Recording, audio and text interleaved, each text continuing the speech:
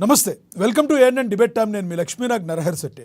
తెలంగాణలో కాంగ్రెస్ ప్రభుత్వం కులగణన చేపట్టిన విషయం తెలిసిందే. అయితే ప్రతిపక్ష బీఆర్ఎస్ బీజేపీలు ఈ కులగణనపైన అనేక ఆరోపణలు చేసిన నేపథ్యంలో తెలంగాణ సీఎం రేవంత్ రెడ్డి ఆయా పార్టీలకు గట్టి కౌంటర్ ఇచ్చారు. ఏకంగా భారత ప్రధాని నరేంద్ర మోడీ పైన ఆయన మాట్లాడటం జరిగింది. అలాగే బీఆర్ఎస్ వర్కింగ్ ప్రెసిడెంట్ కేటీఆర్పై విమర్శలు గుప్పించారు. రేవంత్ చేసిన వ్యాఖ్యలకు బీజేపీ కూడా ఘాటుగానే స్పందించింది. దీంతో కుల పంచాయతీ రాష్ట్రంలోనే కాక దేశవ్యాప్తంగా చర్చనీయాంశంగా మారింది. తాను ఇచ్చిన హామీని నెరవేరుస్తూ కులగణను చేపట్టిన కాంగ్రెస్ పార్టీకి ఇది అడ్వాంటేజ్ కానుందా, లేదా ప్రతిపక్షాలకు అస్త్రంగా మారనుందా? ఈ కులగణన పంచాయతీ ఎడుదారి తీస్తుంది. ఇదే అంశంపై ఈరోజు చర్చను కొనసాగిద్దాం. చర్చలో పాల్గొనేందుకు మనతో సిద్ధంగా ఉన్నారు బీజేపీ నేత గంగాపురం వెంకటరెడ్డి గారు. మనతో జూమ్ లైన్లో అందుబాటులో ఉన్నారు, జూమ్ కాల్లో. అదేవిధంగా కాంగ్రెస్ అధికార ప్రతినిధి డాక్టర్ శివకుమార్ లాల్ గారు మనతో స్టూడియోలో అందుబాటులోకి వస్తారు. అదేవిధంగా బీఆర్ఎస్ నేత రామ్మోహన్ గారు మనతో జూమ్ కాల్లో అందుబాటులోకి వస్తారు. ఇక రాజకీయ విశ్లేషకులు రాజమౌళి గారు కూడా మనతో జూమ్ కాల్లో అందుబాటులోకి వస్తారు. ముందుగా మనం గంగాపురం వెంకటరెడ్డి గారితో మాట్లాడదాం, బీజేపీ నేత. నమస్తే సార్ వెంకటరెడ్డి గారు.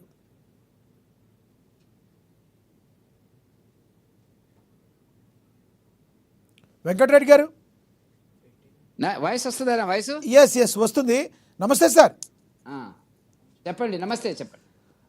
నిన్న సీఎం రేవంత్ రెడ్డి గారు మాట్లాడటం జరిగింది ఏదంటే, ఓబీసీని అని చెప్పుకునే నరేంద్ర మోడీ గారు మరి ఆయన ఒకప్పుడు బీసీ సామాజిక వర్గం కాదు, ఆయన కన్వర్ట్ చేయబడ్డారు. నేను జాగ్రత్తగా మాట్లాడుతున్నాను, మరొకసారి వినండి.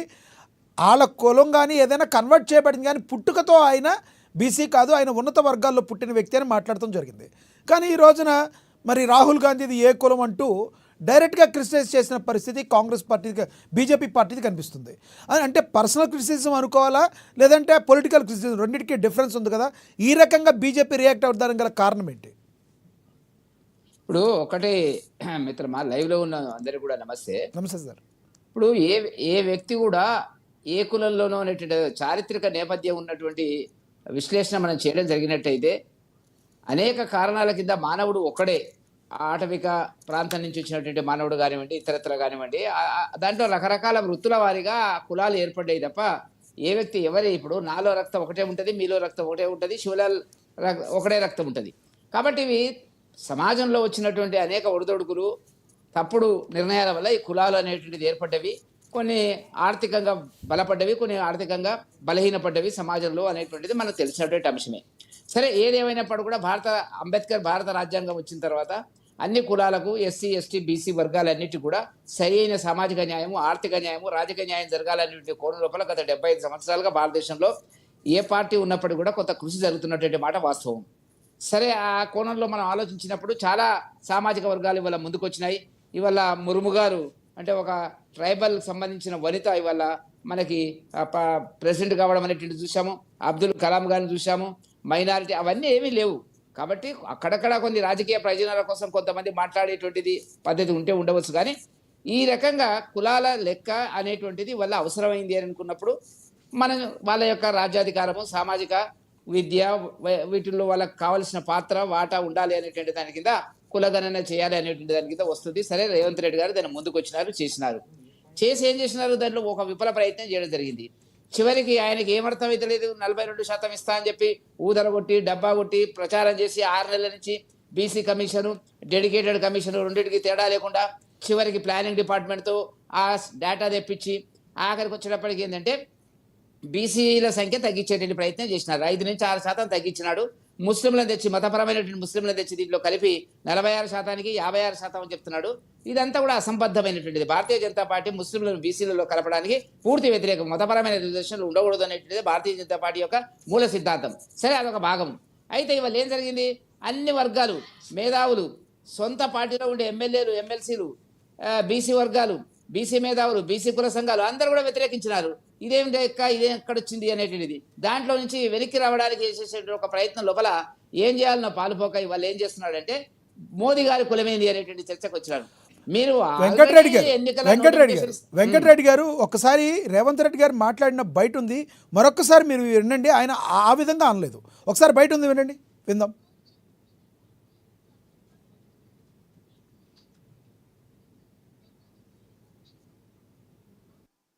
మోడీ గారు వాస్తవంగా బీసీ కాదయా, లీగల్లీ కన్వర్టెడ్ బీసీ.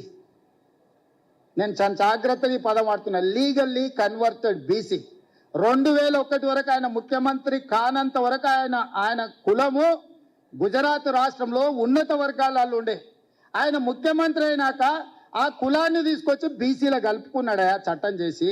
ఆయన పుట్టుకతో బీసీ కాదు, నరేంద్ర మోడీ గారు పుట్టుకతో బీసీ కాదు, పుట్టుకతో ఉన్నత కులము. కానీ 2001లో ఆయన ముఖ్యమంత్రి అయిన తర్వాత ఆయన కులాన్ని తీసుకొచ్చి బీసీ కులాలలో కలిపి మీ దాంట్లో ఇత్తేసి పొత్తుగూడిండు. ఇక మీ ఇష్టం, ఆ పైన మీ ఇష్టం. ఆయన కుర్చీలో నేను బీసీని ఉన్నా కదా, మీకు అందరికి ఎందుకు అంటుండు? ఆయన సర్టిఫికెట్ ఈరోజు బీసీ ఉండొచ్చు, కానీ మనస్తత్వం మాత్రము బీసీల వ్యతిరేక మనస్తత్వం. మోడీ గారు నేను బీసీని అంటాడు. మోడీ గారు వాస్తవంగా బీసీ కాదయా, లీగల్లీ కన్వర్టెడ్ బీసీ. నేను చాలా జాగ్రత్తగా ఈ పదం వాడుతున్నా, లీగల్లీ కన్వర్టెడ్ బీసీ. వెంకటరెడ్డి గారు విన్నారుగా, చాలా స్పష్టంగా రేవంత్ రెడ్డి గారు చెప్పారు. నేను మళ్ళీ నా వర్డ్స్ని కరెక్ట్గా వినండి అని చెప్పారు. ఆయన లీగల్లీ కన్వర్టెడ్ బీసీ అని చెప్పారు. ఎందుకంటే బీజేపీ ఎక్కడికి వెళ్ళినా కూడా ఓబీసీలో ఓబీసీ అని చెప్పుకుంటున్న బీజేపీ పార్టీ ఓబీసీ అని చెప్పుకున్నప్పుడు మరి మీరు బీసీ కాదు. అంతకుముందు 2001 క్రితం ఆయన గుజరాత్ ముఖ్యమంత్రి క్రితం వాళ్ళ కులం ఏదైతే ఉందో అది ఆథరైజ్డ్ క్యాస్ట్లో ఓసీల్లో ఉండేది, ఆ ఉన్నత వర్గాల్లో ఉండేది. దాని తర్వాత ఆయన బీసీల్లో పెట్టుకోవడం జరిగిందన్నారు. దాని మీద ప్రతి విమర్శగా చేయాలి, కానీ అది వ్యక్తిగతంగా రాదు కదా. ఈయనేం మాట్లాడారు, కానీ రాహుల్ గాంధీ ఏ కులం అంటారు, బీజేపీ వాళ్ళు ఏం మాట్లాడుతున్నారు, రాహుల్ గాంధీ ఏ కులం అంటారు. మరి అది తప్పు అనిపించట్లేదు బీజేపీ వాళ్ళు? ఏ కులం కాదు, ఏ మతం అని అడుగుతున్నాము. రాహుల్ గాంధీ గారిది మతం ఏంది అని అడుగుతున్నాము. కులం సంగతి వదిలేయండి, కులం అంటే కనీసం హిందువులు అవుతారు. అది వ్యక్తిగతంగా క్రిటిసైజ్ చేసినట్టు అవుతుంది కదా. వ్యక్తిగత ఆయన మాట్లాడేది ఇప్పుడు ఆయన భారతీయుడు అండి, ఏ మతం అయితే ఏంటి, ఏ కులం అయితే ఏంటి, ఆయన భారతీయుడు సార్. మరి బీసీ అనే బీసీ కాదా? బీసీ జాబితాలోకి వచ్చిన తర్వాత బీసీ కాడా? అది ఎప్పుడు ఆయన చెప్తుంది తప్పు సమాచారం. మీకు తెలియకపోతే మీకు కూడా చెప్తాను వినండి. 1994లో గుజరాత్లో కాంగ్రెస్ ప్రభుత్వం ఉన్నప్పుడు ఆ సామాజిక వర్గాన్ని, మోదీ గారి సామాజిక వర్గాన్ని బీసీ జాబితాలో కలిపినారు. ఆయనకు తెలియక 2001 అంటున్నాడు, తప్పది. ఒకవేళ ఒక సామాజిక వర్గాన్ని బీసీ జాబితాలో కలిపిన తర్వాత ఓబీసీ జాబితాలో కలిపిన తర్వాత అంటరాని కొన్ని మానండి అంటే బీసీ కాడా? అంతకుముందు ఏంది ఇంతకుముందు ఏంది ఏదైతే ఏమున్నదండి, అనేక సామాజిక అంటే బీసీ అర్హత ఉంటేనే కలుపుతారండి, లేకుంటే ఎందుకు కలుపుతారండి? అంతకుముందు ఉన్నత కులంలో ఉన్నాడు అనేటువంటిది అన్నప్పుడు అది కాదు అనే అభిప్రాయం వచ్చిన ఆయన తప్పు అనలేదు కదా వెంకటరెడ్డి గారు. ఇక్కడ నరేంద్ర మోడీ గారు ఒకసారి ఒక క్వశ్చన్ వినండి. నరేంద్ర మోడీ గారు ఏ కులం అని రేవంత్ రెడ్డి గారు అంటే అది 100% ముమ్మాటికి తప్పే. అక్కడ ఏమన్నారు ఆయన, రేవంత్ రెడ్డి గారు పుట్టుకతో బీసీ కులం కాదు, ఆయన ఉన్నత వర్గంలో పుట్టి తర్వాత లీగల్లీ కన్వర్ట్ అయ్యారన్నారు. మరి మీరు ఎక్కడికి వెళ్ళినా బీసీ కులం అని చెప్పుకుంటున్నారు కదా, అలాంటప్పుడు మీకే సపోర్ట్ చేసి నరేంద్ర మోడీ గారు బీసీ అని డైరెక్ట్ గా ఎలా మాట్లాడగలుగుతుంది కాంగ్రెస్ ఆపోజిట్? మీరు మాట్లాడితే మేము చెప్పాలి కదా సమాధానం. మీరే చెప్పండి సార్, మాట్లాడండి, మీ సమాధానం చెప్తాను. క్వశ్చన్ మీరే చెప్పండి, మీరు ఆన్సర్. అది ఒక అగ్రకులము అనుకున్నట్టయితే బీసీ కింద కన్వర్ట్ కాదు.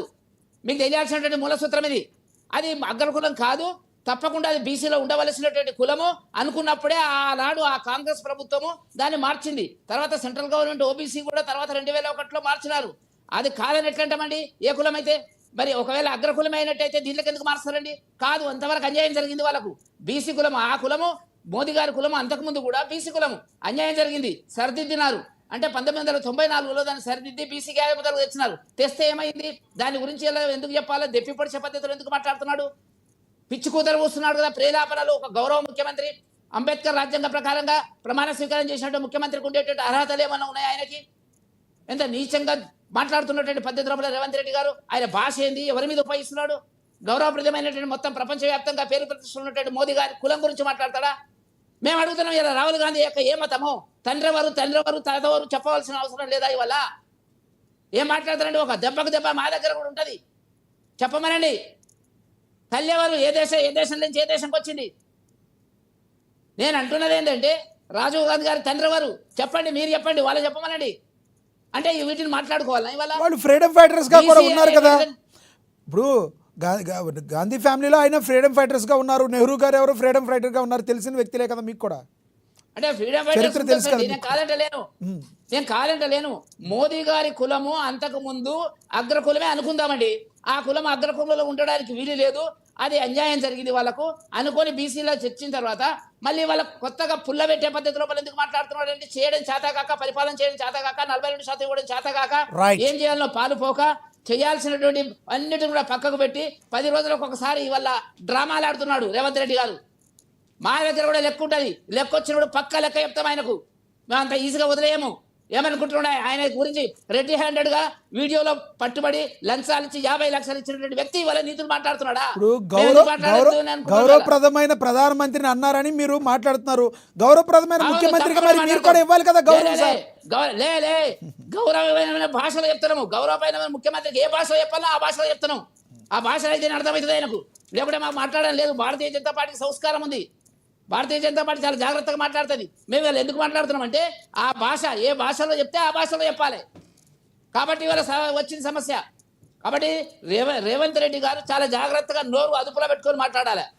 మాట్లాడకపోతే భారతీయ జనతా పార్టీ కార్యకర్తలు ఊరుకోరు. అది గుర్తుంచుకుంటే బాగుంటుందని చెప్తున్నాము. రైట్ ఏమంటే నీకు రోజు ఒక కథలు చేస్తున్నావా? రైట్ వెంకటరెడ్డి గారు, మళ్ళీ వస్తాం మీ దగ్గరికి. నేను మనతోటి రామ్మోహన్ గారు ఉన్నారు, బీఆర్ఎస్ నేత, ఆయనతో మాట్లాడదాం. రామ్మోహన్ గారు నమస్తే అండి.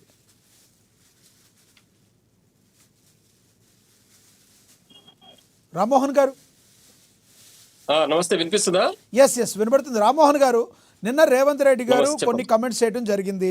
ప్రధాని నరేంద్ర మోడీ గారిని ఉద్దేశించి కొన్ని కమెంట్స్ చేయడం జరిగింది. కేటీఆర్ గారిని ఉద్దేశించి కూడా మాట్లాడడం జరిగింది. ఏం మాట్లాడారో మీకు తెలుసు.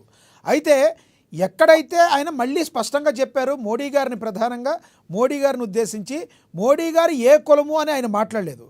మోడీ గారు ఆయన కన్వర్టెడ్గా, ఆయన లీగల్లీ కన్వర్టెడ్గా కులంలోకి వచ్చారు. అంతకుముందు ఆయన ఆథరైజ్డ్ క్యాస్ట్లో ఉండేవాళ్ళు ఉన్నత వర్గాల నుంచి వచ్చారు, నేను మళ్ళీ చెప్తున్నాను అన్నారే కానీ మోడీ గారు ఏ కులం అనలేదు. ఈ రోజున కానీ బీజేపీ పార్టీలోని కొందరు నాయకులు మీరు ఏ కులము ఏ మతము అని మాట్లాడటాన్ని అది వ్యక్తిగతంగా క్రిటిసైజ్ చేయటం అనుకోకూడదు. అంటే పొలిటికల్ క్రిటిసైజానికి వ్యక్తిగత క్రిటిసైజానికి చాలా తేడా ఉంటుంది. దాన్ని ఏ కోణంలో చూస్తారు మీరు బీఆర్ఎస్ పార్టీ? 100% రేవంత్ రెడ్డి గారి తప్పు, దాంతోపాటు బీజేపీ కూడా తప్పు. ఇందులో రేవంత్ రెడ్డి గారు వాళ్ళు సెల్ఫ్ ప్రొటెక్షన్ లో పడిపోయారు. ఎందుకంటే పార్టీ యొక్క పరిస్థితి నానాటికి దిగజారిపోయింది. ఆయన వ్యక్తిగత ప్రతిష్ట మసగామారిపోయింది. రేపు కాంగ్రెస్ ప్రభుత్వం మరి ఎవరైతే రైతులకు వ్యతిరేకంగా, అందరికి వ్యతిరేకంగా పనిచేస్తుంది కాబట్టి తీవ్రమైన ఇబ్బందికర పరిస్థితిలో ఉన్నాడు. ఏదో ఒక అంశాన్ని డైవర్ట్ చేసి దాన్ని అందరి యొక్క దృష్టి మరల్చడానికి ప్రయత్నంతో ఒక పెద్ద వ్యక్తి పైన ఇటువంటి కామెంట్ చేస్తే సబ్జెక్ట్ మొత్తం ఇటు నుంచి అటువైపు మళ్ళీపోతుంది అని చెప్పేసి మోడీ గారి పైన వారు అటువంటి కామెంట్ చేయడం అది పూర్తిగా తప్పు. అది అటువంటి ప్రధానమంత్రి గారి పైన లీగల్లీ కన్వర్టెడ్ ఏముంటదండి, క్యాస్ట్ కన్వర్ట్ అది. ఎక్కడన్నా మీరు రెడ్డి ఉన్నారు, మీరు రేవంత్ రెడ్డి గారు మరి ఒక దరఖాస్తు పెట్టాలి. భారత ప్రభుత్వానికి పెడతారా, రాష్ట్ర ప్రభుత్వానికి పెడతారా, నన్ను కూడా రెడ్డి నుంచి బీసీలో కలపాలని పెడితే మరి జరుగుతుందేమో. అది ఇక్కడ కన్వర్షన్స్ ఉండవు, గమనించుకొని మాట్లాడ. ఒక ముఖ్యమంత్రి స్థానం ఉన్నాడు, నేను ఎంపీటీసీ జెడ్పీటీసీ ఆ స్థానంలో కింది నుంచి వచ్చినా నాకు మొత్తం తెలుసు రాజకీయం అని రేవంత్ రెడ్డి మాట్లాడుతుండే. ఈ రోజు మరి సరైన అవగాహన లేకుండా మతం జరుగుతుంది, కులం కన్వర్షన్ జరగదు. ఇంతకుముందు పెద్దలు చెప్పినట్టుగా వారు ఎక్కడైతే నిమ్న వర్గాల్లో ఉన్నటువంటి వారిని పొరపాటున కులంలో చేర్చినట్టయితే, అగ్రవర్ణాల్లో చేర్చినట్టు ఉంటే మళ్ళీ దీనికి ఇబ్బంది ఉంది కాబట్టి ఈ వర్ణాన్ని కాంగ్రెస్ ప్రభుత్వం తీసుకొచ్చింది 86లో చెప్తారు పెద్దలు. అది ఆ పూర్తి సరైన అవగాహన లేకుండా ఈయన కామెంట్ చేయడం, ఈయన లీగల్లీ కన్వర్టెడ్ బీసీలకు అయినాడు, మరి మీ ఇష్టం బీసీలు చూసుకోండి అని చెప్తాడు, రెచ్చగొడుతున్నాడు వాళ్ళని. బీసీ వర్గాలను రెచ్చగొట్టేటట్టుంది ఆయన మాట తీరు. సరైన సహేతుకంగా మాట తీరు లేదు. ఇంకా భారతీయ జనతా పార్టీ కూడా ఆలోచన చేయాలి. సరే వారేదో మాట్లాడిందని చెప్పి మనం కూడా అడగోలు మాట్లాడలేదు. మతంతో సంబంధం లేదు ఇక్కడ. అయితే రామ్మోహన్ గారు ఇక్కడ ప్రధానంగా ఒకటి గమనించాలి, బీజేపీ పార్టీ ఎక్కడికి వెళ్ళినా ఓబీసీ కేటగిరీ, మా ప్రధానమంత్రి కూడా ఓబీసీ అని చెప్పుకుంటున్నారు ఎక్కడికి వెళ్ళినా. మరి ఆపోజిట్లో ఉన్న పార్టీలు ఓబీసీ అన్నప్పుడు మరి డైరెక్ట్గా ఓబీసీ కాదా, అంతకుముందు మరి గతంలో వాళ్ళు ఉన్నత వర్గాల్లో ఉన్నవారని మాట్లాడతారు కదా ఎవరైనా. మీరు కూడా ఒక ఆరోపణ ప్రత్యారోపణ అనేది ఒకటి ఉంది. ఇందులో ఒక్క విషయం మాట్లాడాలి. బీజేపీ వాళ్ళు ఓబీసీ అని మాట్లాడినప్పుడు పూర్తి స్థాయిలో అవగాహనతోటి వారు మోడీ గారు ఏ కులంలో ఆ కులం ప్రస్తావన చేస్తారు. ఇప్పుడు మన తెలంగాణ రాష్ట్రం లోపల కొన్ని ఉమ్మడి ఆంధ్రప్రదేశ్ లో కొన్ని జిల్లాల లోపల ఒక సామాజిక వర్గం, దాంతో పాటు ఇతర రాష్ట్రాల్లో, భారతదేశంలో కొన్ని రాష్ట్రాల్లో బోయ సామాజిక వర్గం ఎస్టీలో ఉంది. కొన్ని ఆదివాసీలు ఈ లంబాడాలకు పంచాయతీ జరుగుతుంది, మేమే నిజమైన ఎస్టీలం అని చెప్పేసి. మరి వీటికి ఎవరు సమాధానం చెప్పాలి? కాబట్టి కొన్ని రాష్ట్రాల్లో తెలియకుండా కొన్ని సామాజిక వర్గాలు ఉన్నత వర్గాలుగా, కొన్ని సామాజిక వర్గాలు వెనుకబడిన తరగతులుగా ఈ రోజు వరకు కూడా నడుస్తా ఉంది అట్లా. రాష్ట్ర పరిస్థితులు, అక్కడ ఉన్నటువంటి రాజకీయ పరిస్థితులు కావచ్చు, సామాజిక పరిస్థితులు, ఆర్థిక పరిస్థితులు కాబట్టి దృష్టిలో పెట్టుకొని ఆ కొన్ని కులాలను ఓసీలో చేర్చడం జరిగింది. కొన్ని కులాలు మన రాష్ట్రంలో ఎస్సీలుగా ఉన్న కులాలు అవతల రాష్ట్రాల్లో బీసీలుగా ఉన్నారు. మన దగ్గర బీసీలు ఉన్న కులాలు అవతల దగ్గర ఎస్టీలో ఉన్నారు. కాబట్టి ఈ యొక్క తారతమ్యం ఉంది కాబట్టి అక్కడ ప్రాంతాల వారిగా దాన్ని దృష్టిలో పెట్టుకొని మోడీ గారి కులాన్ని 96లో కాంగ్రెస్ ప్రభుత్వమే బీసీలోకి మార్చింది అన్నప్పుడు, బీసీ సర్టిఫికేట్ ఇచ్చినప్పుడు తను బీసీ అవుతాడు కదా. మరి ఈ కాదు ఓబీసీ అని చెప్పినప్పుడు కాదని మనం చెప్పడం దాంట్లో సైతికత ఏం లేదు. అది కావాల్సుకని దాన్ని కాంట్రవర్సీ చేయడం తప్పితే దాంట్లో పెద్దగా ఒరిగే పరిస్థితి ఏం కనిపిస్తలేదు. ఇక్కడ ముఖ్యమైన సమాచారం ఏంటంటే రేవంత్ రెడ్డి గారు పూర్తిగా ప్రభుత్వం విఫలమైపోయారు. ఈ బీసీ సామాజిక వర్గాల నుంచి తీవ్రమైన వ్యతిరేకత వచ్చింది. వారికి దక్కాల్సిన వాటా, నిజమైన వాటా దక్కకుండా చేసింది. కాబట్టి దీనిపైన కొంచెం పోరాటం జరుగుతుంది. ఇది వాస్తవం. అందరూ ఇందులో బీసీలతో పాటు మిగతా సామాజిక వర్గాలు కూడా వారికి సపోర్ట్ చేయాల్సిన అవసరం ఉంది. ఎందుకంటే రేపటి నాడు మిగతా వాళ్ళకు కూడా అన్యాయం జరగవచ్చు. ప్రభుత్వాలు, పాలకులు ఇటువంటి తప్పు పనులు చేయరాదు. ఈ రోజు ముస్లింలను ఎవరంటే బీసీలో కన్వర్ట్ చేసింది? లీగల్లీ కన్వర్ట్ రాజశేఖర రెడ్డి కదా. మరి దీనిపైన ఏం సమాధానం చెప్తారు? ఈ రేవంత్ రెడ్డి గారు చెప్పాలి. ఇప్పుడు క్లియర్ గా అయితే మోడీ గారు లీగల్లీ కన్వర్టెడ్ ఏదో చెప్తున్నారు, కాంట్రవర్సీ మాటలు మాట్లాడుతున్నారు కదా. 4% రిజర్వేషన్ కాంగ్రెస్ ప్రభుత్వం ఎప్పుడైతే రాజశేఖర రెడ్డి కల్పించినారో మరి దీన్ని ఏమంటారు? కాబట్టి ఇటువంటి కాంట్రవర్సీ దగ్గరికి పోకుండా ఎవరికి సరైన వాటాలు దక్కాలో వాళ్ళందరికీ సరైన వాటాలు దక్కించి రాజ్యాంగబద్ధంగాను సహేతుకంగా పనిచేసి ఒక పాలకుడు నిష్పక్షపాతంగా ఉండాలి. ఎవరి యొక్క సైడ్ ఒక సైడ్ కులగణన ఏదైతే తప్పులు తడకగా జరిగిందని మీరు ఆరోపిస్తున్నారో, మీరు ఆరోపించేది ప్రధానంగా కులగణన ఏదైతే తప్పుడు తరగ్గా జరిగిందని మీరు ఆరోపిస్తున్నారో దాన్ని డైవర్ట్ చేసేందుకే రేవంత్ రెడ్డి ఇలా మాట్లాడారని మీరు కూడా మాట్లాడటాన్ని మీరు అంటారు, అంతేనా? 100% డైవర్షన్ చేయడానికి రైట్. దీని ఎందుకంటే ఇప్పుడు మల్లు రవి గారు మాట్లాడారు. ఒక్క నిమిషం, మల్లు రవి గారు ఏమంటున్నారు? బీసీ ముఖ్యమంత్రిని తీసుకొస్తాం, సీట్ పైన కూర్చోబెడతాం అంటున్నారు. రేవంత్ రెడ్డి గారికి అయిపోయిన పరిస్థితి, ఇక నన్ను తీసేస్తారేమో. మన పేపర్లో ఈరోజు స్టేట్మెంట్ ఇచ్చినాడు, నేను చివరి రెడ్డి ముఖ్యమంత్రి అయినా సరే నేను కులగన కరెక్ట్ చేసినా ఎవరేం చేసుకుంటారో చేసుకున్నాను మాట్లాడుతున్నాడు. అంటే సెల్ఫ్ డిఫెన్స్ లో పడిపోయాడు రేవంత్ రెడ్డి. ఎట్టి పరిస్థితుల్లో అధిష్టాన వర్గం బీసీ ముఖ్యమంత్రి చేసే పరిస్థితి కనిపిస్తుంది. కాబట్టి ఇవన్నీ పిచ్చి పిచ్చి మాటలు మాట్లాడి రాహుల్ గాంధీ గారి దగ్గర మార్కులు కొట్టేసి మోడీ గారిని తిరిగితే రాహుల్ గాంధీ మెచ్చుకుంటారని చెప్పేసి రేవంత్ రెడ్డి కపట యొక్క కుట్ర పన్నుతూ కపట ప్రేమలు చూపిస్తారు. రైట్ రామ్మోహన్ గారు, మళ్ళీ వస్తాను మనతోటి కాంగ్రెస్ అధికార ప్రతినిధి. ఎస్ మళ్ళీ వస్తాం మీ దగ్గరికి. మనతోటి కాంగ్రెస్ అధికార ప్రతినిధి శివకుమార్ లాల్ గారు ఉన్నారు స్టూడియోలో, అందుబాటులో ఆయనతో మాట్లాడదాం. శివకుమార్ లాల్ గారు నమస్తే అండి. శివ గారు, నిన్న ఏదైతే రేవంత్ రెడ్డి గారు ఏదైతే కామెంట్స్ చేశారో దాన్ని పూర్తిగా ఖండిస్తున్నామని చెప్పి బీజేపీ బీఆర్ఎస్ మాట్లాడుతున్నాయి. మరి బీఆర్ఎస్ బీజేపీ మాటలను మీరు ఎలా చూస్తారు? మీరు విన్నారు. ముందుగా అమా న్యూస్ ప్రేక్షకులకు, మీకు ప్యానల్ ఉన్న వారికి నమస్కారం. ఒకటేమంటే ఇప్పటిదాకా మన వెంకటరెడ్డి గారు మాట్లాడడం వినడం జరిగింది, మన రామ్మోహన్ భాయ్ మాట్లాడడం వినడం జరిగింది.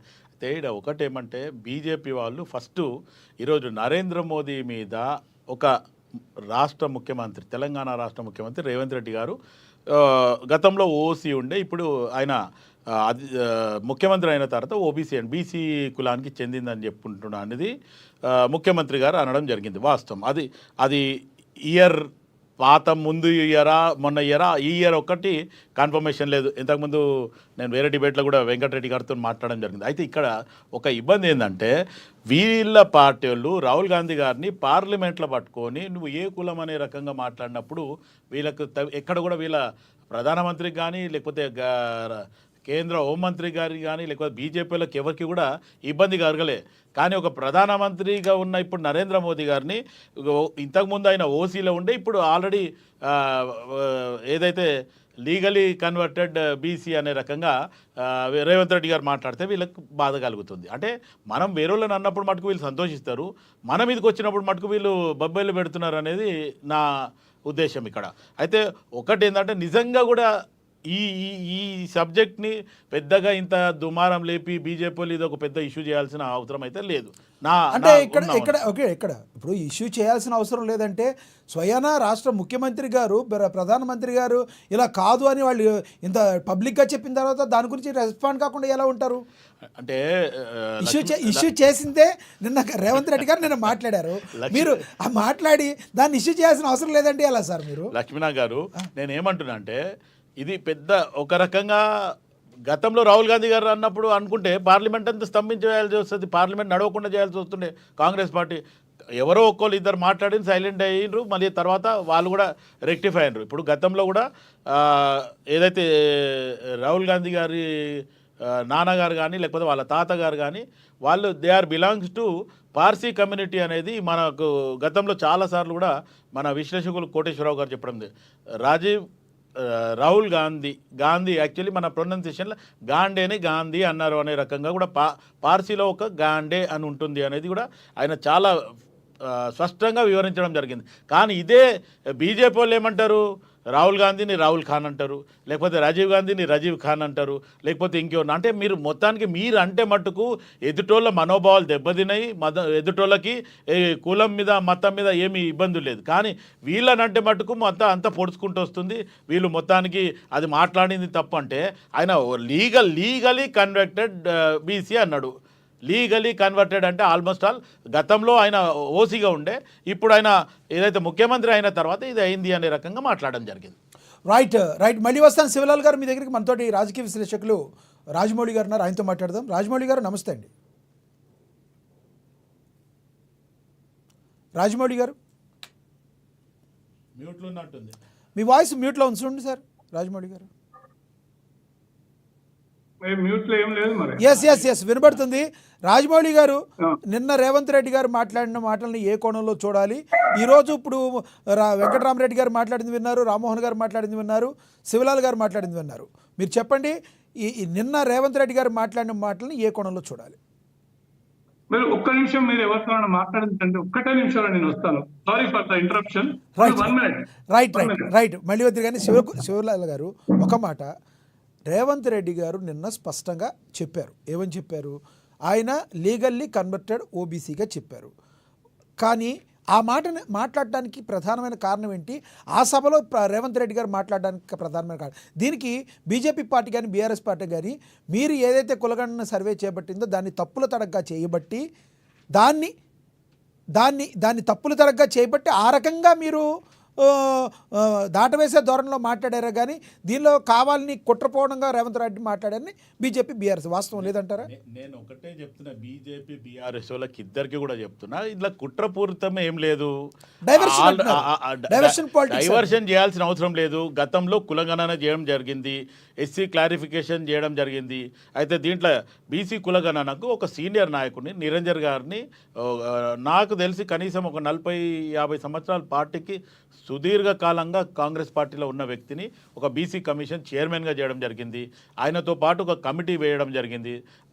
అది కాదు అనే రకంగా వేరే వాళ్ళు ఇది చేస్తే నిపుణులతోని అడ్వైజ్ తీసుకొని లీగల్ కమిటీ కూడా వేయడం జరిగింది. అయితే ఒక్కటి ఏంటంటే కొన్ని జాగాల మటుకు న్యూమరేటర్లు కొంతమంది కొన్ని తీసుకోలేదని, లేకపోతే ఈ బీజేపీ బీఆర్ఎస్ వాళ్ళు కొంతమంది మొత్తం లిస్ట్ పెద్దగా ఉంది, ఇన్ని అంశాలు మేము వీళ్ళకి ఎందుకు ఇవ్వాలా అనే రకంగా ఈరోజు బీఆర్ఎస్ వాళ్ళది స్పెషల్గా చెప్పడం, పల్లా రాజేశ్వర రెడ్డి కానీ కేసీఆర్ కానీ కేటీఆర్ కానీ వీళ్ళెవరు కూడా కుటుంబ సమగ్ర సర్వేలా పాల్గొనలేదు. కానీ అదే బీఆర్ఎస్ చేసినప్పుడు సమగ్ర కుటుంబ సర్వేలో ఒకటే రోజు చేయాలి, ఈ తర్వాత మళ్ళీ మీరు తెలంగాణలో లేరు అనేది లెక్కింపు పడతారు అనే రకంగా మాట్లాడింది.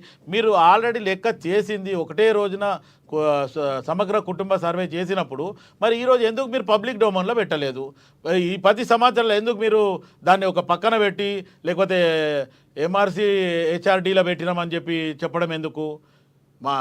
అంటే మొత్తానికి మీరు ఇప్పుడు ఎట్లయిపోయిందంటే రెండు పార్టీలు ఇది ఒక అంశాన్ని లేవనెత్తి రెండు పార్టీలు పక్క పక్కన అవును కరెక్టే అనే రకంగా మాట్లాడుతున్నారు. వీళ్ళ గతంలో అధినాయకుల మధ్యన లోపాయి ఒప్పందకారాలు ఉండే, ఇప్పుడు ఒక ఇష్యూ బేస్డ్ మీద రెండు పార్టీలు కూడా తప్పు పడుతున్నారు. అవతల వాళ్ళు ప్రతిఘటించొద్దు అంటే ఎలా? మేము మా ముఖ్యమంత్రి గారు కౌంటర్ ఇస్తాం, అవతల వాళ్ళు ఖాళీగా ఉండాలి, ఏం మాట్లాడకూడదు అంటే ఎలా? లక్ష్మీనాథ్ గారు నిన్న గాంధీ భవన్లో ఈ పవర్ పాయింట్ ప్రజెంటేషన్ ఉండే ఆ పవర్ పాయింట్ ప్రజెంటేషన్లో మాట్లాడడం జరిగింది. అక్కడ ఒక అంశం వచ్చింది. అంశం వచ్చినప్పుడు ఎవరెవరైతే ఇన్వాల్వ్ కాలేదో దాని విషయంలో మాట్లాడమైంది. బీజేపీది ఏదో సబ్జెక్ట్ వస్తే నరేంద్ర మోదీ గారు కూడా గతంలో ఓసీ ఉండే, ఇప్పుడు ఆయన లీగలీ కన్వర్టెడ్ ఓబీసీ అనే రకంగా మాట్లాడడం జరిగింది. దాంట్లో పెద్ద దాన్ని భూతత్వం పెట్టి చూసుకొని రేవంత్ రెడ్డి తప్పు మాట్లాడిండో లేకపోతే ఆయన చేసింది తప్పు అనేది కాకుండా ఇంకొకటి ఏమంటే ప్రస్తుతానికి ఏదైతే గతంలో చేసినవన్నీ మర్చిపోయినరు. ఇప్పుడు మొత్తానికి మనం ఇంకో మాట మళ్ళీ వస్తా మీ దగ్గరికి. మనం రాజమౌళి గారితో మాట్లాడదాం. రాజమౌళి గారు, నిన్న రేవంత్ రెడ్డి గారు మాట్లాడిన మాటలను ఏ కోణంలో చూడాలి? ఓకే అండి, అందరికి నమస్తే. నమస్తే అండి. అచ్చా, ఇక్కడ ఫస్ట్ ఆఫ్ ఆల్ ఏంటంటే ఈ కులగణన అనేది తప్పు. ఎందుకంటే ప్రాక్టికల్ గా నేనే దానికి ప్రత్యక్ష సాక్షి. నేను ఈ కులగణన చేసినప్పుడు నేను ఆ ఇంట్లో లేను. నా ఇంటికి ఒక స్లిప్ తొలగించుకున్నప్పుడు ఈ రోజు వస్తామని చెప్పేసి. సో నేను ఆ రోజు వెళ్ళి రోజంతా వెయిట్ చేసిన, ఆ రోజు రాలేవాళ్ళు. దీన్ని బట్టి మీకు ప్రాక్టికల్ గా ఏమర్థమైంది? కులగణన నా ఇంట్లో జరగలేదు. మరి నేను వాళ్ళకు బీసీనా ఎస్సీనా అని ఎట్లా తెలుసు? దిస్ ఎ లాజిక్ ఆలోచించండి మీరు అక్కడ ఉన్న మిత్రులందరూ.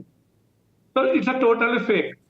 కాకపోతే ఎంతో కొంత చేసిండ్రు, దాన్ని తీసుకొచ్చిండ్రు, దాన్ని మసిపూసి మారడికాయ చేసిండ్రు. బీసీల ప్రాబల్యం తగ్గించాలని ఒక కుట్రపూరితమైన కక్షతోని రేవంత్ రెడ్డి గారు ప్లాన్ చేస్తున్నాడు. దాన్ని ప్రజలకు తీసుకెళ్లాలంటే అది తప్పు అని చెప్పేసి ప్రజలు అనుకుంటున్నారని ఆయన గ్రహించి ఏదో ఒక ఇష్యూని తీసుకురావడం ఉద్దేశం కొద్దీ అది అనుకోకుండా అది పాపం పోయి ప్రధానమంత్రి గారి మీద పడ్డది.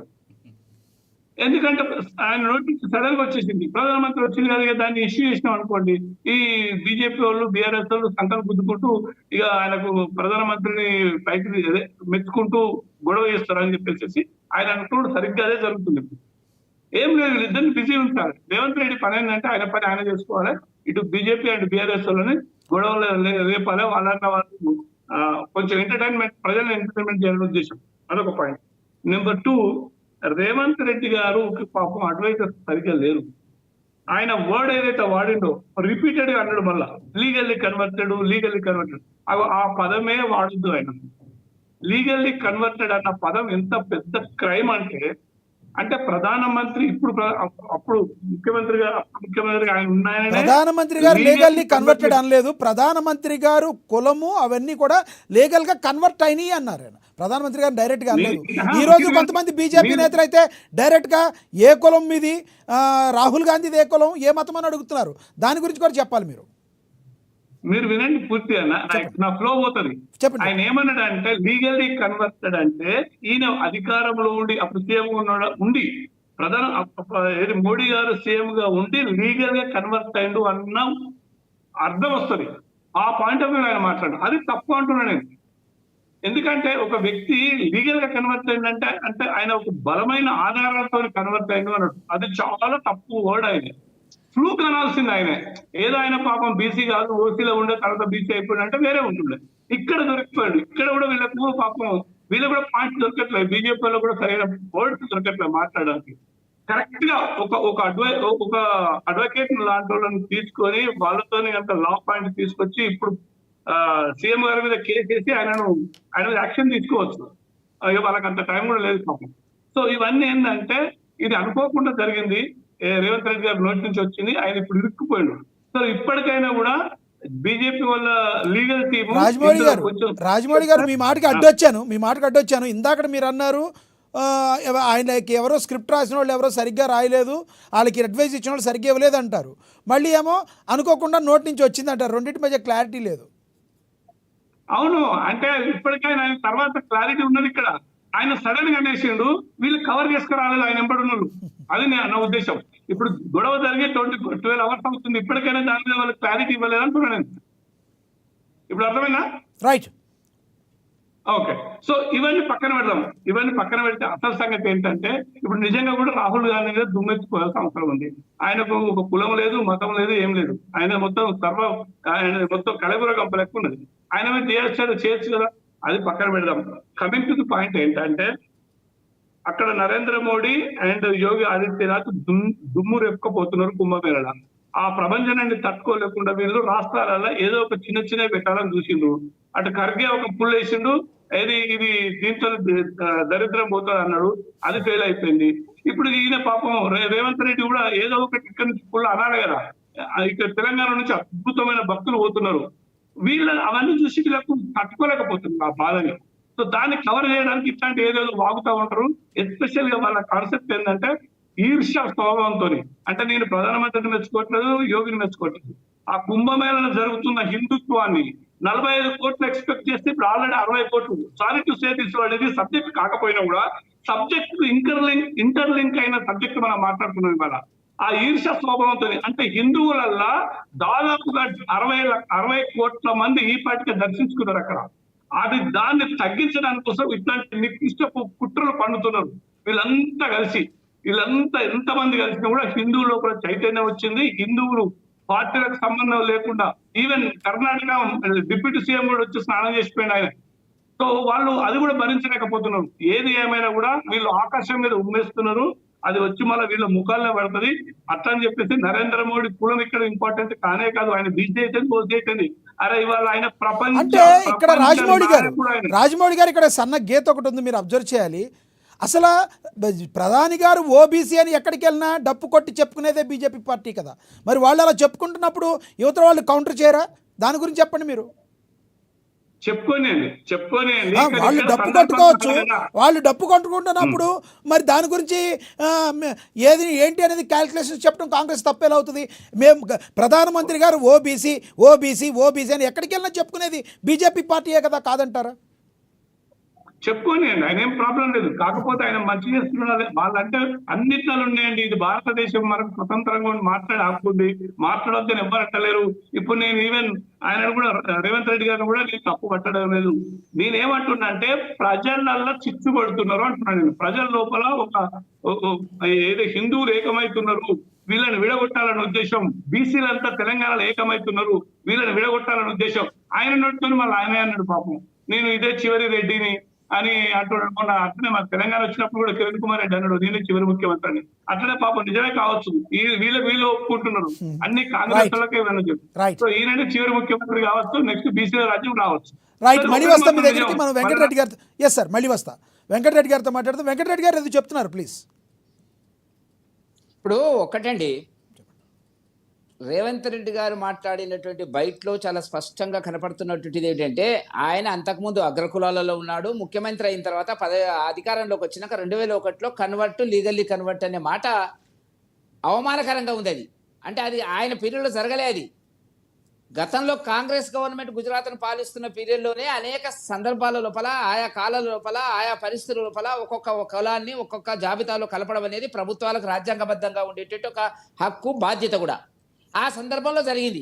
కానీ అక్కడ చెప్పినటువంటి, నిన్న అక్కడ గాంధీ భవన్లో చెప్పినటువంటి ఇంప్రెషన్ ఏంటంటే, ఆయన ఒరిజినల్గా అగ్రకులము, కానీ ఆయన కావాలని చెప్పి బీసీ కులంలో కలిసినాడు, ఆ పదవిలోకి వచ్చినాక అవకాశాన్ని వాడుకున్నాడు, అతను చేసింది తప్పు పని, అసలు బీసీ కాదు అని అవమానకరంగా మాట్లాడినాడు. అది మాకుండేటువంటి తీవ్రమైన అభ్యంతరము.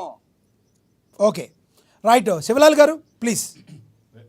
వెంకటరెడ్డి గారు, మీరు ఇప్పుడు ఎట్లయితే విశ్లేషించి లేకపోతే దాన్ని విడమర్చి చెప్పిండ్రో, రేవంత్ రెడ్డి గారు అట్లా చెప్పలేదు. I'm very sorry. మీరు మళ్ళీ ఒకసారి వినండి, ఎందుకంటే చెప్పండి, బయట వేయండి. మన లక్ష్మీనాథ్ గారు వేయండి, 2001 అధికారం మళ్ళీ ఒకసారి బయట ప్లే చేద్దాం.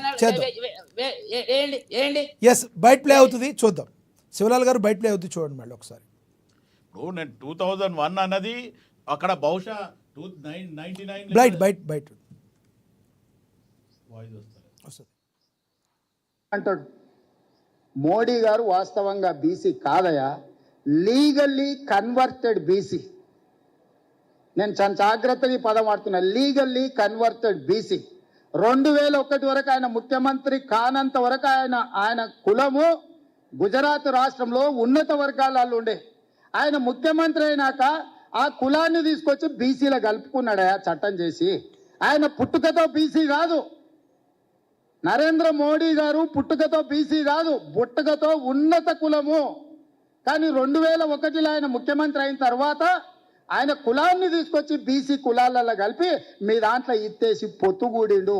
ఇక మీ ఇష్టం, ఆ పైన మీ ఇష్టం. ఆయన కుర్చీలో నేను బీసీని ఉన్నా కదా, మీకు అందరికి ఎందుకు అంటుండు? ఆయన సర్టిఫికెట్ ఈరోజు బీసీ ఉండొచ్చు, కానీ మనస్తత్వం మాత్రము బీసీల వ్యతిరేక మనస్తత్వం. రెడ్డి గారు చెప్పండి, దీనిలో మీ అభ్యంతరం ఏంటి? చెప్పండి. అభ్యంతరం ఏముందండి? చాలా స్పష్టంగా కనపడుతుంది. 2001లో ఆయన ముఖ్యమంత్రి కాకముందు అతను ఓసీ ఉన్నాడు, ముఖ్యమంత్రి అయినాక ఆ పదవిని అధికారాన్ని ఉపయోగించి బీసీలో కలిసినాడు అనేటువంటి చాలా స్పష్టంగా అవమానకరంగా మాట్లాడుతున్నాడు ఆయన. రైట్, శివలాల్ గారు అది ప్లీజ్. 1994లో జరిగింది. 94లో జరిగింది. గుజరాత్ గవర్నమెంట్ లో కాంగ్రెస్ గవర్నమెంట్ ఉన్నప్పుడు జరిగింది అది. అంటే ఆయన ఏంది, ఆయన అర్హత లేదు, బీసీగా అర్హత లేదు, ఓసీ కావాలనే అధికారాన్ని ఉపయోగించి, ముఖ్యమంత్రి అధికారాన్ని ఉపయోగించి బీసీ జాబితాలో కలిసినాడు, ఒరిజినల్ బీసీ కాదు అని చెప్పడానికి అవమానకరంగా, చాలా అసహ్యకరంగా. శివలాల్ గారు దీనికి రియాక్ట్ అవ్వాలి. వెంకటరెడ్డి గారు మాట్లాడింది మీకు అర్థమైంది. వెంకటరెడ్డి గారు ఇప్పుడు అన్న దాంట్లో ఆయన నిజంగా కూడా నరేంద్ర మోదీ గారు ఓసీ దానికి 94-99లో అది చేంజ్ చేసింది. అయితే రేవంత్ రెడ్డి గారు 2001 అన్నాడు, అదే 99 అనాల్సింది 2001 అనిండు. దాంట్లో అది ఓసీ నుంచి ఓబీసీ కన్వర్టెడ్ అనేది అయితే మనకు మీకైనా నాకైనా అందరికి అదే అర్థమవుతుంది కదా. లే అధికారాన్ని ఉపయోగించి అతను ఆ అవకాశాన్ని తీసుకున్నాడు, అది అవమానకరంగా మాట్లాడినాడు. Right okay.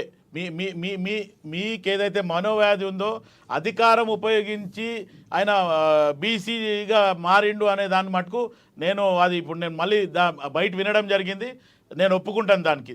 అది అక్కడ ఏదైతే ఇయర్ మటుకు తప్పుగా జరిగింది అది 2001 కాదు. నేను ఒక్కసారి లక్ష్మీనాథ్ గారు చెప్పండి. Modi is not fit for BC category. కానీ 2001లో అధికారంలోకి వచ్చినాక అధికార బలంతో, అధికార మద్దతుతో, చట్ట వ్యతిరేకంగా ఆ దాంట్లోకి వచ్చిండు తప్ప ఆయన ఒరిజినల్ గా ఇప్పటికి కూడా బీసీ కాదు అని చెప్పడానికి చట్ట వ్యతిరేకంగానే ఎక్కడ అనలేదే. మీరు మసాలా యాడ్ చేస్తున్నారా? వెంకటరెడ్డి గారు వెంకటరెడ్డి గారు ఒక్కటే అది 94 or 99 it has been done. But Revanth Reddy garu 2001 అన్నాడు, but originally Narendra Modi belongs to OC community, now is in OBC. Lakshminath garu ఆయన చెప్పిన దాంట్లో, రేవంత్ రెడ్డి గారు చెప్పిన దాంట్లో ఏంటంటే ముఖ్యమంత్రి అయిన తర్వాత ఆయన తన కులాన్ని కలుపుకున్నాడు అన్నాడు. అదేమర్థం అంటే చెప్పండి మీరు. శివలాల్ గారు ఇప్పుడు వెంకటరెడ్డి గారు అనేది ఏంటంటే సంవత్సరం ఒకటని మీరు అంటున్నారు, ఆ సంవత్సరం ఒకటేలోనే బోళి తేడా ఉంది. 2001లో ఆయన గుజరాత్ ముఖ్యమంత్రి, 94లో ఆయన ముఖ్యమంత్రి కాదు కదా. అసలు నరేంద్ర మోడీ గారు ఏ రకంగా చేసుకుంటారు? అది ఉన్నప్పుడు అప్పుడు కాంగ్రెస్ ప్రభుత్వం కదా ఉందని వాళ్ళ ప్రశ్న, అంతేనా? వెంకటరెడ్డి గారు మీరు అనేది అడిగారు, అంతేనా? అవును, అదే కాదు. ఒకవేళ వీళ్ళు చెప్పినట్టుగా 2001లో జరిగింది కన్వర్షన్ అని అనుకున్నట్టయితే 2001లో ఆయన యొక్క ముఖ్యమంత్రి హోదాను ఉపయోగించిండు అని అర్థం వచ్చినట్టు మాట్లాడినాడు.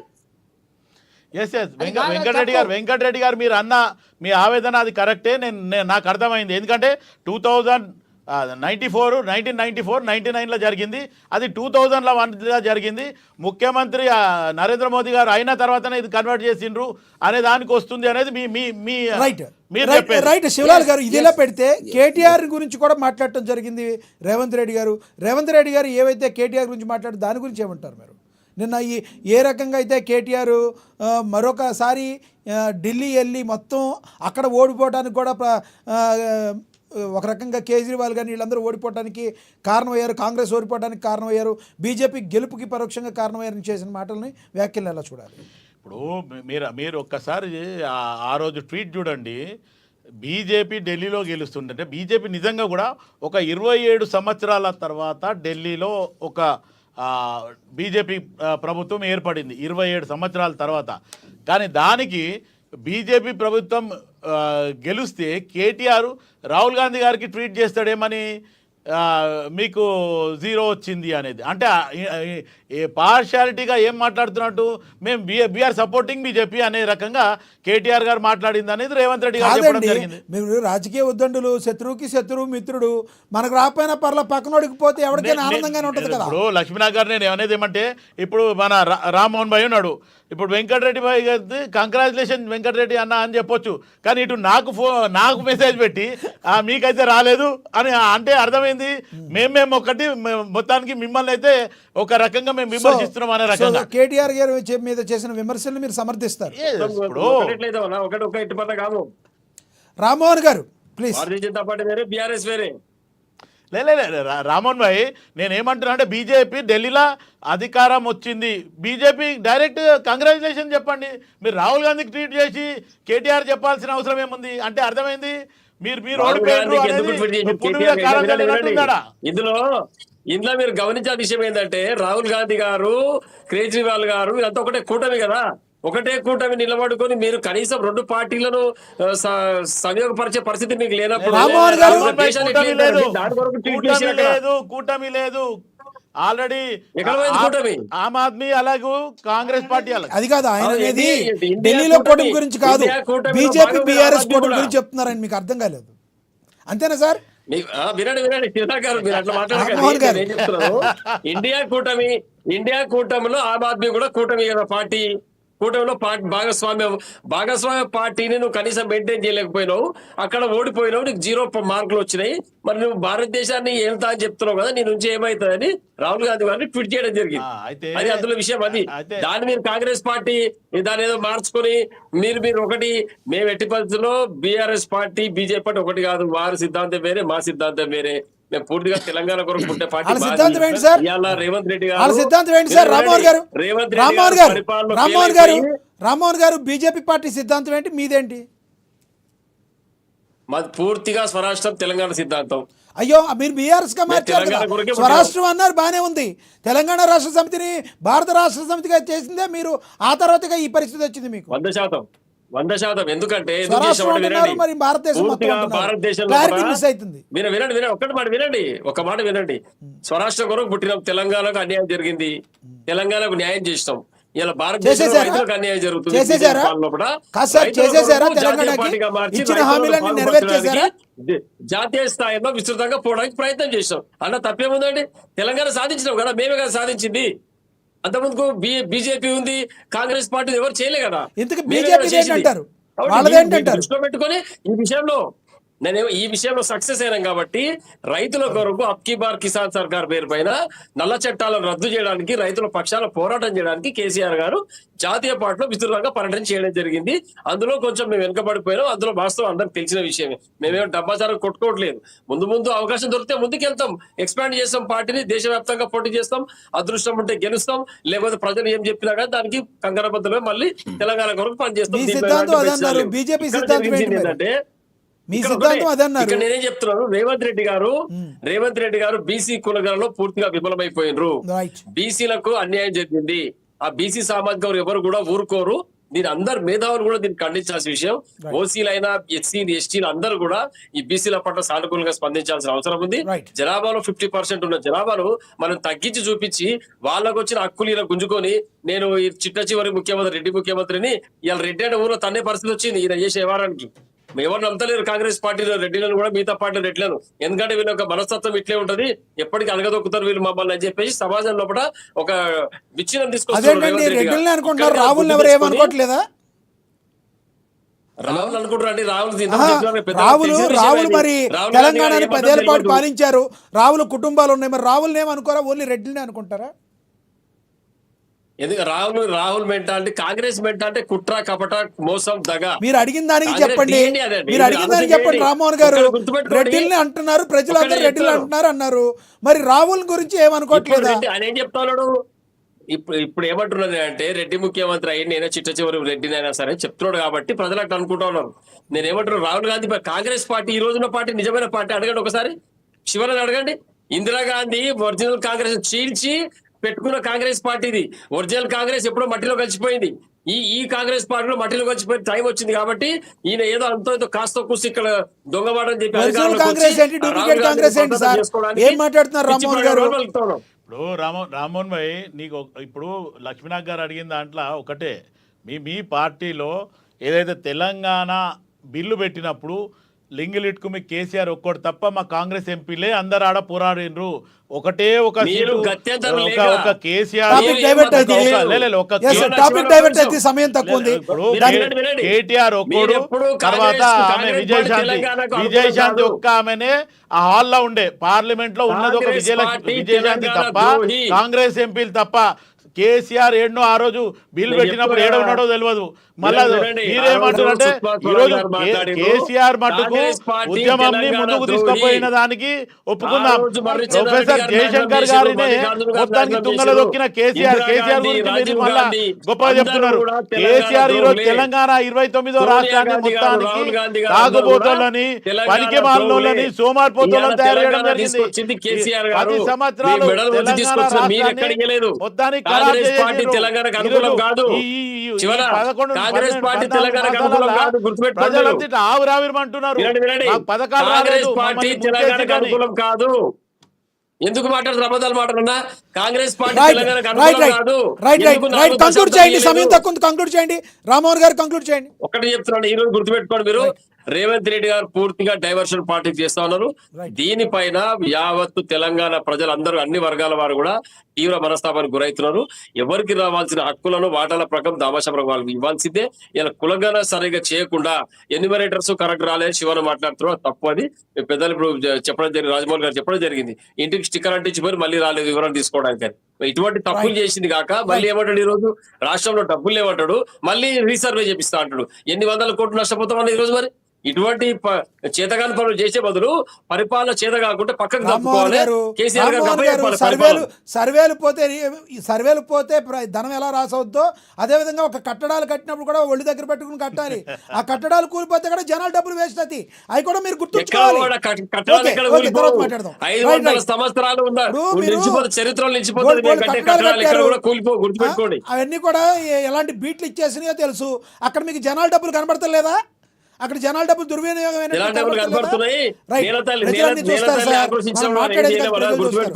రాజమౌళి గారు కంక్లూడ్ జరగాల్సింది టెక్నికల్ ఇష్యూతో. రాజమౌళి గారు కంక్లూడ్ చేయండి సార్ ప్లీజ్. వీళ్ళ కొట్లాట ఎప్పటికి ఉన్నదే గానీ అసలు సంగతి ఏంటంటే రేవంత్ రెడ్డి గారు పాపం అభద్రతా భావంలో ఉన్నాడు అన్నది వాస్తవం.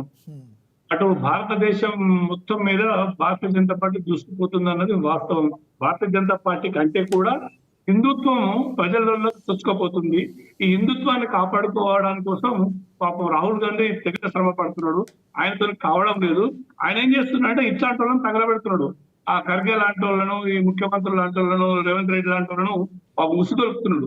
వీళ్ళేమో వీళ్ళ శక్తి తారలేకపోతుంది. ఇప్పుడు నరేంద్ర మోడీని అని, అమిత్ షా అని, తర్వాత నడ్డాని, వీళ్ళ పెద్ద పెద్ద వాళ్ళని టార్గెట్ చేస్తే మేము హీరోలం అవుతాం అనుకుంటున్నారు. కానీ భారతదేశం సనాతన ధర్మం వైపు ధర్మబద్ధంగా అడుగులేస్తుంది. దానికి ప్రత్యక్ష తార్కాణం కుంభమేళ. కుంభమేళ గురించి వీళ్ళు ఒక్కొక్కరు మరిగిపోతున్నారు.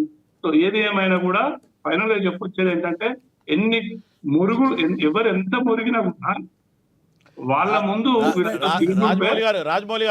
రాజమౌళి గారు అంటే మీరు ఒక బీజేపీ దేశం కోసం ధర్మం కోసం అనేది పార్టీనే మర్చిపోయి వాళ్ళు రాజకీయం చేస్తున్నారు. వాళ్ళని పట్టుకొని ఇప్పుడు కుంభమేళకి వాళ్ళని మళ్ళీ టైఅప్ చేస్తున్నారు. మీరు అంటే ఒక బీజేపీలోనే హిందువులు ఉన్నారా?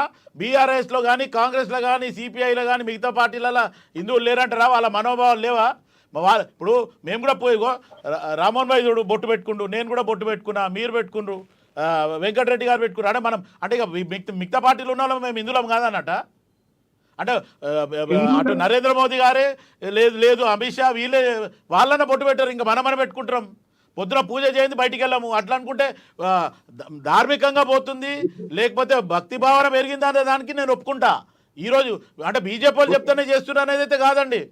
రైట్ రైట్ రాజమౌళి ఒక్క నిమిషం కౌంటర్ ఇవ్వాలి. మన మిత్రుడికి కౌంటర్ ఇవ్వాలి. బొట్టు పెట్టుకున్నంత మాత్రాన సనాతన ధర్మాన్ని పాటించలేదు. మెజారిటీ అంటే తెలంగాణ చిన్న రాష్ట్రం అయినా కూడా తెలంగాణ నుంచి మహారాష్ట్ర, తర్వాత మధ్యప్రదేశ్, లక్నో వరకు అంటే ఉత్తరప్రదేశ్ ఆ దారిలో రహదారిలో ఎన్ని తెలంగాణ వెహికల్స్ పోతున్నాయో మీకు తెలియదు. బహుశా మీరు వెళ్ళలేదు. ఇప్పటికి నేను అదే చెప్తున్నా, నిజంగా చిత్తశుద్ధి ఉంటే రేవంత్ రెడ్డికి ఎందుకు ఆయన పోయి కుంభమేళకి వెళ్ళలేదు? ఆయన హిందువు కాదా? మీ క్యాబినెట్ లో ఉన్న ఒక్క మంత్రి అని వెళ్ళిందా? ఒక ఎమ్మెల్యే అని వెళ్ళిందా? ఇది సమాధానం చెప్పి ఫస్ట్ మీరు మాట్లాడండి మిత్రమా. ఎందుకంటే బొట్టు పెట్టుకున్నంత మాత్రాన కాదు, విషం చిమ్ముతున్నారు. తెలంగాణలో రాక అధికారం వచ్చింది. మీరు అన్నారు రాజకీయం పక్కన పెడదాం, రాజకీయం మోనియండి, హిందుత్వం కూడా పక్కన పెడదాం. మహాకుంభమేళ జరుగుతుంది, అద్భుతంగా ఏర్పాట్లు జరుగుతున్నాయి. మీ కాంగ్రెస్ పార్టీ నుంచి ఒక్కరైనా తెలంగాణ నుంచి లేదో చెప్పండి. రైట్, టాపిక్ డైవర్ట్ అవుతుంది సార్. ఓకే, రైట్, ధన్యవాదాలండి. మీరు వెంకటరెడ్డి గారు కంక్లూడ్ చేయండి. ఇప్పుడు వెంకటరెడ్డి ఒకటండి, హిందుత్వం అనేదని అందరికీ సంబంధించింది, అది కాంగ్రెసా బీజేపీ అనేది కాదు. కానీ కాంగ్రెస్ వాళ్ళు హిందుత్వ గురించి నమ్మడం లేదు అనేటువంటిది ప్రజల్లో ఉండేటువంటి ఒక అభిప్రాయం. ఇప్పుడు సంవత్సరాల తర్వాత అయోధ్య ఆలయానికి సంబంధించినటువంటి దానికి సోనియా గాంధీ గారికి, రాహుల్ గాంధీ గారికి ఆ ట్రస్టు, భారతీయ జనతా పార్టీ కాదు, ఆ ట్రస్టు ఆహ్వానం పంపితే వెళ్ళలే. కుంభమేళకు సంబంధించి నేను వెళ్ళొచ్చాను ఈ మధ్యన, చాలా బ్రహ్మాండంగా ఉన్నటువంటి పరిస్థితి. అక్కడ ఖర్గే గారు ఏమంటున్నారు, అక్కడ మునిగితే అయిపోయినా పాపాలని పోతే అంత అయిపోతుంది అనేటువంటి పద్ధతిలో అవమానకరంగా మాట్లాడుతున్నారు. ముస్లింలకు దృష్టిలో పెట్టుకొని ముస్లిం ఓటు బ్యాంక్ రాజకీయాల లోపల ఇవాళ కాంగ్రెస్ కుమిలి పోతుంది. అది ప్రజలు గుర్తించినారు. అందుకే దేశం మొత్తం కాషాయమయమైంది. ఒక 2-3 స్పాట్లే ఉన్నాయి. మీరు మొత్తం మ్యాప్ ఈ మధ్యన వచ్చింది, మ్యాప్ పంపించడం మొత్తం మీరే చేసేయండి సార్, ప్రతిపక్షం లేకుండా చేసేయండి.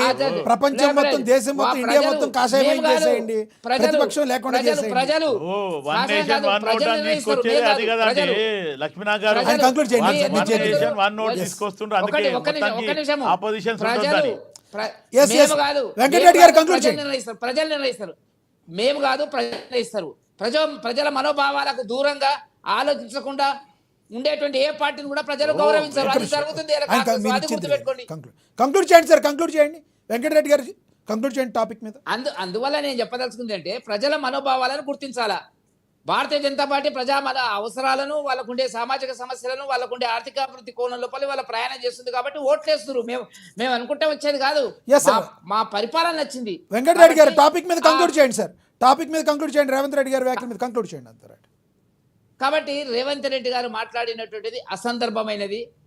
తెలంగాణలో ఉండేటువంటి, దేశంలో ఉండేటువంటి భారతీయ జనతా పార్టీ కార్యకర్తలకు అసహనము, కోపము. దీనివల్ల ఏంటంటే భవిష్యత్తులో ఇటువంటి మాట్లాడకుండా ఆయన నియంత్రించుకుంటే బాగుంటుంది తప్ప నోటికి వచ్చింది మాట్లాడితే నేను హీరో అవుతా అనుకుంటు, మోదీని తిడితే హీరో అవుతా అనుకుంటుండు. హీరో కాదు, జీరో అవుతాడు. రైట్, శివలాల్ గారు కంక్లూడ్ చేయండి టాపిక్ మీద. అయితే ఇప్పటివరకు వెంకటరెడ్డి గారు కానీ, లేకపోతే రామ్మోహన్ భాయ్ కానీ, లేకపోతే రాజమౌళి గారు మాట్లాడిన దాంట్లో ఇక్కడ ఒకటే, బీసీ కులగణన ఖచ్చితంగా ఎక్కడైతే ఇంకొక 10 రోజులు రేపటి నుండి 10 days పెంచి ఎక్కడైతే మిగిలిపోయిందో, లేకపోతే ఎక్కడైతే రాలేదో దాని మీద ఖచ్చితంగా వెళ్ళి చేయమని చెప్పడం జరిగింది. దానికి అధికారులకు ఆదేశం ఇవ్వడం జరిగింది. ఇంకోటి ఏమంటే, ఒకవేళ రెడ్డి కులస్తుడే ఈరోజు చివరి ముఖ్యమంత్రి అంటే దానికి రేవంత్ రెడ్డికి ఈ రెడ్డి ముఖ్యమంత్రికి ఏం పెద్ద సంబంధం ఉండదు. ఎందుకంటే ఆల్రెడీ ఆయన ముఖ్యమంత్రి అయిపోయిండు. రేపు రాబోయే తరం నిజంగా బీసీలో, ఎస్సీలో, ఎస్టీలో ఎవరైనా పెద్ద అభ్యంతరం చెప్పేది లేదు, లేకపోతే ఆపేది ఏం లేదు. ఎందుకంటే అప్పటికి ఇప్పటికీ రాజకీయాల్లో చాలా అంటే చాలా మార్పులు వచ్చినాయి. ఈరోజు బీసీలు ఖచ్చితంగా కులగణనలలో మాకు 42% మేము ఇస్తామని చెప్పి కాంగ్రెస్ పార్టీ తరఫున చెప్పడం జరిగింది. ఈరోజు బీజేపీ కానీ, బీఆర్ఎస్ కానీ రేపు రాబోయే ఏ ఎలక్షన్స్లో అయినా 42% మీరు ఇస్తారా అనేది మీరు కూడా చెప్పాలి. ఎందుకంటే కాంగ్రెస్ పార్టీ ఒక నిర్ణయం తీసుకొని ముందుకు పోతుంది. ముఖ్యమంత్రి గారు దగ్గరుండి 30 సంవత్సరాల నుండి ఉన్న ఒక ఎస్సీ వర్గీకరణను కూడా ఇమీడియట్గా ఒక చట్టబద్ధత తీసుకొని చర్చలో పాల్గొనేందుకు. రైట్, శివలాల్ గారు ధన్యవాదాలు చర్చలో పాల్గొనేందుకు. అదేవిధంగా రాజమౌళి గారు ధన్యవాదాలండి, రామ్మోహన్ గారు ధన్యవాదాలు, వెంకటరెడ్డి గారు ధన్యవాదాలు చర్చలో పాల్గొనేందుకు. ఏది ఏమైనప్పటికీ కూడా నిన్న రేవంత్ రెడ్డి గారు ఏదైతే తెలంగాణ రాష్ట్ర సీఎం చేసిన వ్యాఖ్యలు రాష్ట్రంలోనే కాదు దేశవ్యాప్తంగా కూడా చర్చ కొనసాగించే విషయంగా జరిగింది. మరి రానున్న రోజుల్లో ఈ పర్యవసానం ఏ విధంగా ఉంటుంది, సంస్థాగత ఎన్నికల మీద కూడా ఈ ప్రభావం ఏదన్నా పడే అవకాశం ఉందనుకున్నా వేచి చూడాల్సిన పరిస్థితి. ఇది వాళ్ళ స్పెషల్ డిబేట్. చూస్తూనే ఉండండి ఏఎన్ఎన్. నమస్తే.